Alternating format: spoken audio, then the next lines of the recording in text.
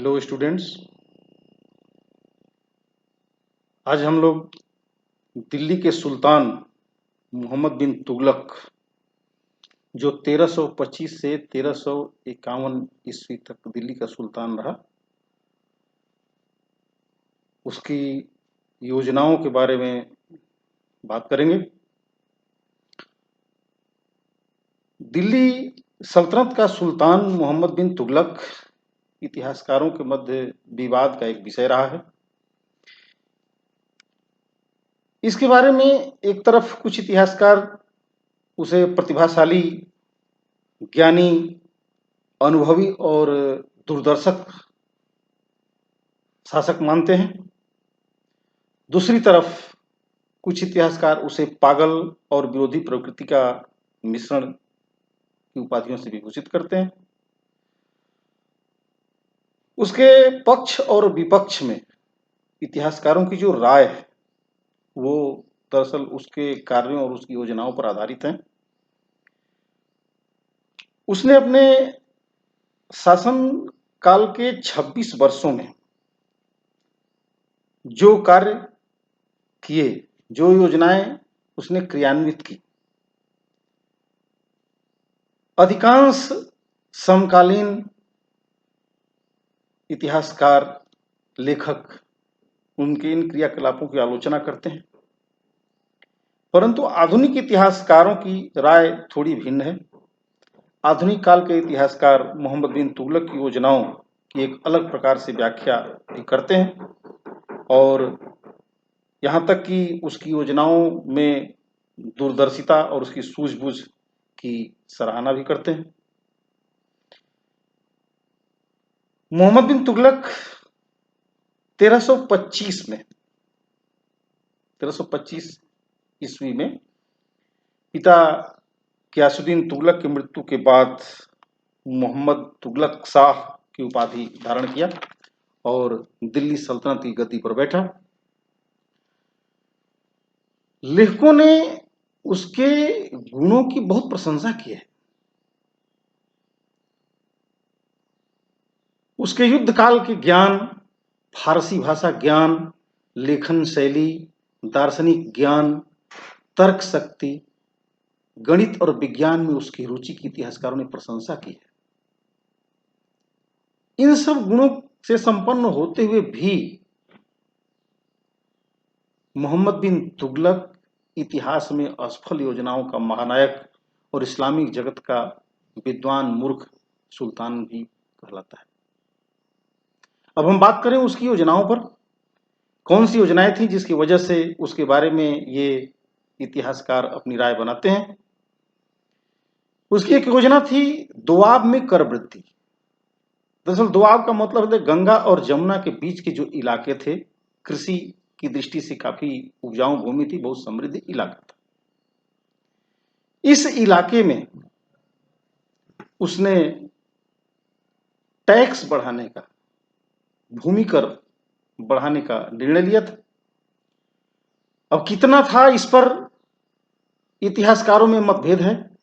समकालीन इतिहासकार जियाउद्दीन बर्नी का कहना है कि 10 या 20 गुना तक बढ़ा दिया गया था। फरिश्ता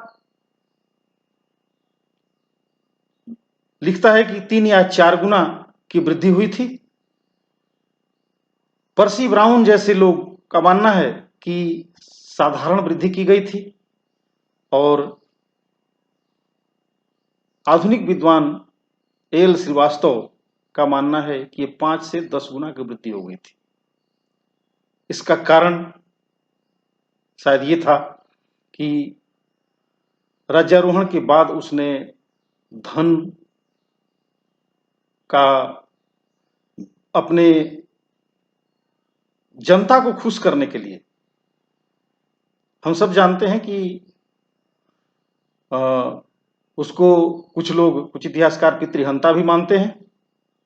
तो अपने राज्यारोहण के पहले उसने शायद जनता को खुश करने के लिए उनके अंदर धन, उनके पास जनता में धन का वितरण किया, जिसकी वजह से राजकोष रिक्त हो गया था। उसे आगे उसकी योजनाएं थी, अनेक विजय अभियान भी चलाए जाने थे, उन्हें क्रियान्वित करना था। और तीसरी बात थी कि आय बढ़ाने के लिए दोआब जैसे समृद्ध इलाके को चुना गया था, जहां संपन्न इलाका था और उपज काफी अच्छी होती थी। ये सब ठीक था, लेकिन दुर्भाग्य से जिस वर्ष टैक्स में वृद्धि की गई उसी वर्ष अकाल पड़ गया, और अकाल पड़ जाने के बाद जनता ने इस टैक्स वृद्धि का घोर विरोध किया। लेकिन सुल्तान पीछे हटने के लिए तैयार नहीं था। उसने फिर भी वसूली का आदेश दे दिया। वसूली कठोरतापूर्वक जारी रहा। नतीजा हुआ कि किसान मजबूरी में अपनी जमीन छोड़ने के लिए बाध्य हुए। जियाउद्दीन बर्नी जो समकालीन इतिहासकार है, उनका कहना है कि किसानों की ऋण टूट गई, अनाज महंगा हो गया, चारों तरफ अकाल फैल गया और हजारों लोग काल कवलित हुए। इतिहासकार ईश्वरी प्रसाद का कहना है कि यह दुर्भाग्य था कि जिस वर्ष योजना क्रियान्वित की गई उसी वर्ष अकाल पड़ गया, जिससे जनता का कष्ट बढ़ गया। इसके लिए सुल्तान बहुत ज्यादा दोषी नहीं था। अधिकारियों ने वसूली में कठोरता की नीति बरती। सुल्तान को पता चला तो अंततः उसने किसानों की राहत के लिए कार्य करना शुरू किया। लेकिन जब तक राहत कार्य शुरू हुआ तब तक काफी देर हो चुकी थी और इसलिए इस योजना को वापस ले लिया गया था। इसके लिए सुल्तान की काफी आलोचना की जाती है। दूसरी योजना थी कृषि विभाग का निर्माण, जिसको दीवाने को ही नाम दिया गया था। सुल्तान के मन में शायद ये बात थी कि राज्य की आय बढ़ाना चाहिए, कृषि भूमि का विस्तार होना चाहिए, राज्य में खाद्यान्नों की बढ़त होनी चाहिए, और इसी उद्देश्य को लेकर के उसने एक भू क्षेत्र का चयन किया। उसका मुख्य उद्देश्य था कृषि भूमि में विस्तार करना था। 60 वर्ग मील का एक क्षेत्र चुना गया था। उस पर प्रयोग किया गया विभिन्न प्रकार के बदल बदल कर फसलें लगाना, वो कृषि को विभिन्न तरीकों से उपजाऊ बनाना, और इस योजना में 2 वर्ष में लगभग 70 लाख रुपए व्यय किए गए।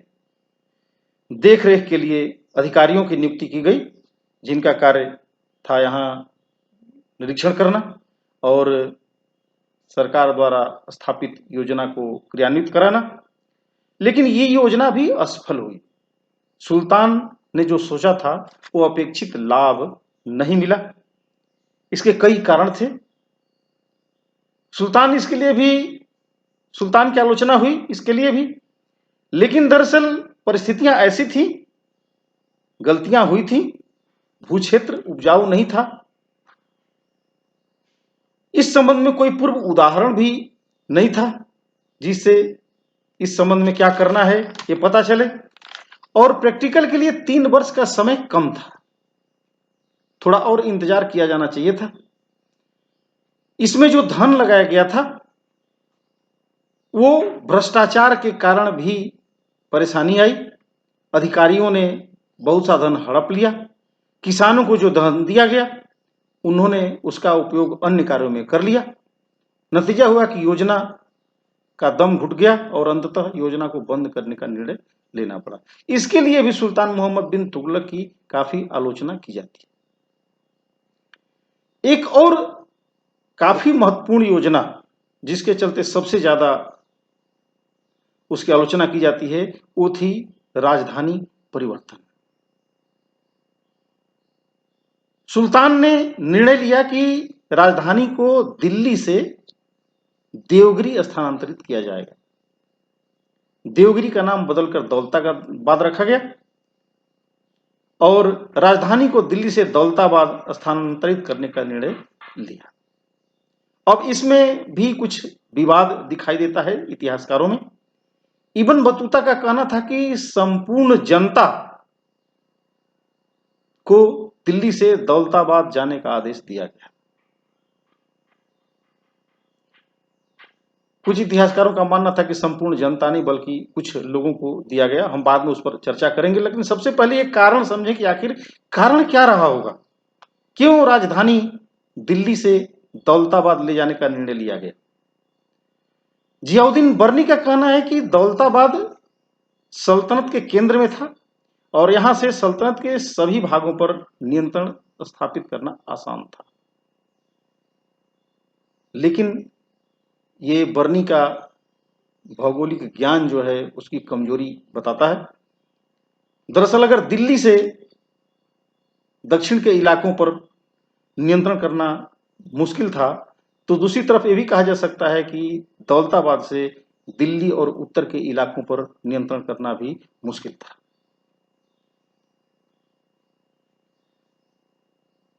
दूसरा, इब्न बतूता का कहना था कि दिल्ली में सुल्तान को गुमनाम पत्र मिलते थे या जनता के द्वारा गुमनाम पत्र भेजे जाते थे और उन पत्रों में गाली गलौज हुआ करता था, जिससे सुल्तान काफी नाराज हो गया था दिल्ली वासियों से और दिल्ली वासियों को सबक सिखाने के लिए उसने ये कठोर निर्णय लिया था। लेकिन ऐसा लगता है कि ये बहुत तुच्छ कारण है, इतने छोटे कारणों से कोई भी सुल्तान इतना बड़ा निर्णय नहीं लेगा। Doctor A K. निजामी का कथन कुछ ज्यादा इस पर सटीक लगता है। यह कि उनका कहना है कि दक्षिण के मुस्लिम सामाजिक और धार्मिक क्षेत्र में केंद्रों की स्थापना करना चाहता था। सुल्तान दक्षिण में जो इस्लामिक संस्कृति थी उसका प्रचार प्रसार करना चाहता था और इसलिए जब वो राजधानी परिवर्तन किया, क्रियान्वयन किया, तो अपने साथ सूफियों और संतों को भी वहां ले गया था और इन्होंने उपदेशक के रूप में, प्रचारक के रूप में वहां काम करते थे। तो संपूर्ण जनता का स्थानांतरण की बात की गई या कुछ महत्वपूर्ण लोगों या कार्यालय के अधिकारियों, अमीरों को की गई, इस पर भी इतिहासकारों में मतभेद है। जियाउद्दीन बर्नी और इसामी के वर्णन को आधार मान करके लेनपुल और बुलजले हेग जैसे इतिहासकार संपूर्ण जनता के स्थानांतरण की बात स्वीकार करते हैं और इनकी बातों का अन्य इतिहासकार जैसे doctor Majumdar, doctor L Srivastava, Ishwari Prasad भी अनुसरण करते हुए नजर आते हैं, उनकी बात स्वीकार करते हैं। लेकिन डॉक्टर निजामी का विचार है कि संपूर्ण जनता को नहीं बल्कि केवल उच्च वर्ग को, जिसमें अमीर, उलेमा, शेख और नगर के विशिष्ट और संभ्रांत लोग शामिल थे, उन्हें स्थानांतरण के लिए कहा गया।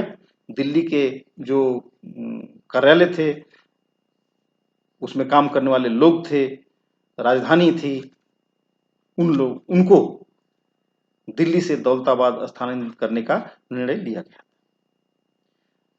क्रियान्वयन करते समय भी काफी योजना बना करके इसको क्रियान्वित किया गया था। 1-2 साल पहले से शायद सुल्तान के मन में ये बात थी, इसलिए इतिहासकारों का कहना है कि छायादार वृक्ष लगवाए गए थे, जनता के लिए रास्ते में खान पान की व्यवस्था भी की गई थी, यातायात की सुविधा का ध्यान रखा गया था, जिन लोगों ने अपनी संपत्ति दिल्ली में छोड़ी थी उनको मुआवजा देने की व्यवस्था भी थी, नई राजधानी जो दौलताबाद में बनाया गया था उसमें सुख सुविधाओं का ध्यान भी रखा गया था। कुल मिलाकर 40 दिन की यात्रा थी और इस यात्रा को सहज बनाने के लिए काफी प्रयास किया गया था।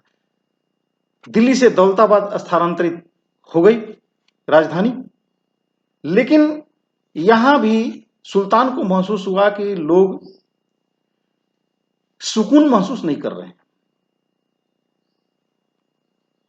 जो अमीर थे, उच्च पदस्थ अधिकारी थे, उन लोगों का मन यहां नहीं लग रहा था। दौलताबाद में सुल्तान और जनता को भी सुकून महसूस नहीं हो रहा था।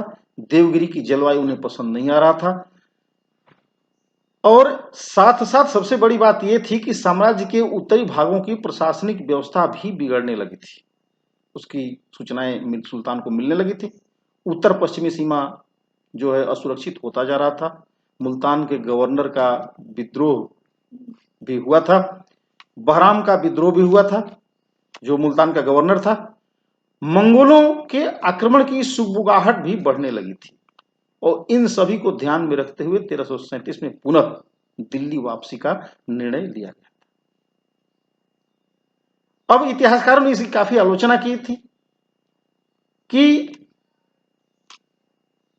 दिल्ली से दौलताबाद स्थानांतरित करना, फिर वहां से वापस ले आना दिल्ली, यह सुल्तान के अस्थिर मानसिक संतुलन की परिचायक है और सुल्तान सही निर्णय ले पाने में असमर्थ रहता था। लेकिन आधुनिक इतिहासकारों ने उसका मूल्यांकन किया है और कहा है कि तात्कालिक रूप से इस कार्य का विरोध हुआ था, लेकिन दूरवर्ती जो प्रभाव था वो सफल हुआ था। दरअसल सुल्तान के मन में जो बात थी, दक्षिण में इस्लामिक संस्कृति का प्रचार प्रसार करना, उसमें वो सफल हुआ था और राजधानी परिवर्तन के बाद भी वहां दक्षिण में इस्लामिक सांस्कृतिक प्रभाव का विस्तार हुआ था। एक और योजना जो महत्वपूर्ण है, जिसको हम सांकेतिक मुद्रा के नाम से जानते हैं, एक बहुत ही महत्वपूर्ण योजना थी। इसमें मैं कहना चाहूं कि आज हम लोग जानते हैं कि कागज का जो मुद्रा है, रुपया है, उसका हम लोग उपयोग करते हैं, उसकी कीमत समझते हैं, लेकिन उस जमाने में इस चीज को लोग नहीं समझ पाए थे। इसी के कारण यह सांकेतिक मुद्रा जो थी उसकी असफल रही। 1330 में सुल्तान ने मुद्रा के क्षेत्र में यह नया प्रयोग किया था। उसने चांदी के टंका के बराबर वजन का पीतल या तांबे का सिक्का ढलवाया और जनता को आदेश दिया कि इन सिक्कों को चांदी के टंका के समक्ष माना जाए। इसके पीछे उसका उद्देश्य क्या था, इतिहासकारों ने कारण खोजने का प्रयास किया है। जियाउद्दीन बर्नी का कहना है कि राजकोष में चांदी की कमी हो गई थी। हम बता चुके हैं कि बहुत सारा धन उसने जनता में बंटवाया था, इस कारण से भी राजकोष खाली था और उसकी पूर्ति करना चाहता था। सुल्तान अनेक विजय योजनाएं भी बना रहा था और उन विजय योजनाओं को क्रियान्वित करना था। इसके लिए भी धन की आवश्यकता थी। प्रशासनिक कार्यों में धन का व्यय हुआ था, उस धन की पूर्ति भी जरूरी थी और इन सब कार्यों के लिए उसने सांकेतिक मुद्रा का निर्णय लिया। उसको पूर्व उदाहरण भी पता थे। चीन में और ईरान में सांकेतिक मुद्रा चलाने का कार्य वहां के शासकों ने किया था, जो सफल भी हुआ था और इसलिए भी उसे प्रेरणा मिली थी। निजामी का कहना है कि चांदी की कमी राजकोष में भी थी और उस समय पूरे विश्व में चांदी की कमी हो गई थी, जिसको चांदी की कमी को पूरा करने के लिए अपने राजकोष में जो चांदी प्रचलन में थी उसको भी वापस लाना चाहता था। इसलिए उसने पीतल या तांबे के सिक्के जारी करके चांदी के सिक्कों को राजकोष में वापस इकट्ठा करना चाहता था। लेकिन परिणाम जो मोहम्मद बिन तुगलक ने सोचा था वो प्राप्त नहीं हुआ। सुल्तान ने आदेश तो दे दिया था कि चांदी और तांबा के सिक्के एक समान माने जाएंगे, लेकिन जनता को इस बात समझ में नहीं आई कि एक सिक्का चांदी का है जो बहुमूल्य धातु है, दूसरा सिक्का तांबा या पीतल का है जो सस्ती धातु है, तो दोनों बराबर कैसे हो सकता है। नतीजा हुआ कि लोग चांदी के सिक्के छिपाने लगे और तांबे के सिक्के का उपयोग करने लगे। जब भी किसी से धन लेना होता था तो चांदी में मांगते थे, चांदी के सिक्के में, और जब देना होता था तो तांबे के सिक्के में भुगतान करते थे। इसलिए भुगतान का जो है असंतुलन स्थापित हो गया। दूसरी बात थी कि लोग चांदी के सिक्के दबा कर रखने लगे, अपने घरों में बंद करने लगे, प्रचलन से बाहर होने लगे चांदी के सिक्के। और सुल्तान ने जो सोचा था कि चांदी के सिक्के धीरे धीरे वापस टकसाल में आएंगे, वो संभव नहीं हो पाया। फिर सिक्कों की नकल होने लगी, लोग तांबे और पीतल के सिक्के बनाने लगे, सुनारों के घरों में ये सिक्के ढलने लगे। इसका कारण भी सुल्तान की टकसाल की व्यवस्था थी। दरअसल इस तरह के मानक सिक्के बनाने की उस समय व्यवस्था नहीं हो पाई थी, जिसके नकल बनाना आसान था, और इसलिए लोग नकली सिक्के भी बनाने लगे। जियाउद्दीन बर्नी का एक लाइन है, वो लिखता है कि सभी हिंदुओं का घर टकसाल बन गया। दरअसल ये हिंदुओं का घर तो कहना थोड़ी अतिशयोक्ति है, बल्कि ये कहा है कि सुनारों ने ये काम शुरू कर दिया था, और नतीजा हुआ कि केवल 3-4 वर्षों में ही